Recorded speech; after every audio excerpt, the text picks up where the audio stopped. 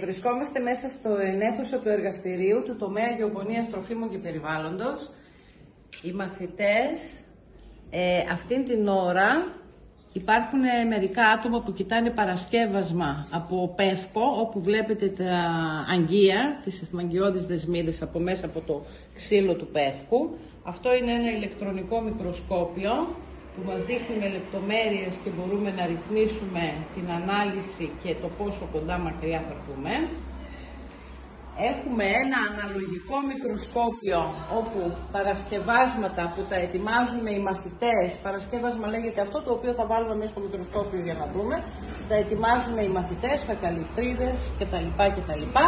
Και βλέπουν από εδώ πέρα μέσα ό,τι τους ενδιαφέρει, κύτταρα, ρίζες κτλ.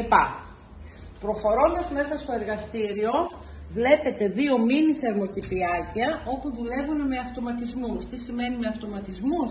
Μπορούμε να ρυθμίσουμε το πότισμα, μπορούμε να ρυθμίσουμε το φωτισμό του φυτού. Εδώ πέρα μέσα συγκεκριμένα βρίσκεται μία πιπεριά.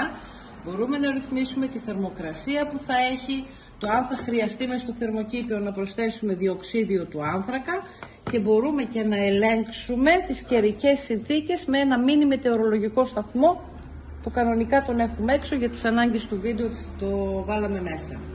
Δύο μίνι θερμοκήπια όπου με ένα λογισμικό μπορούμε να ελέγξουμε από απόσταση για το θερμοκήπιό μας όλες τις συνθήκες που θα χρειαστούν.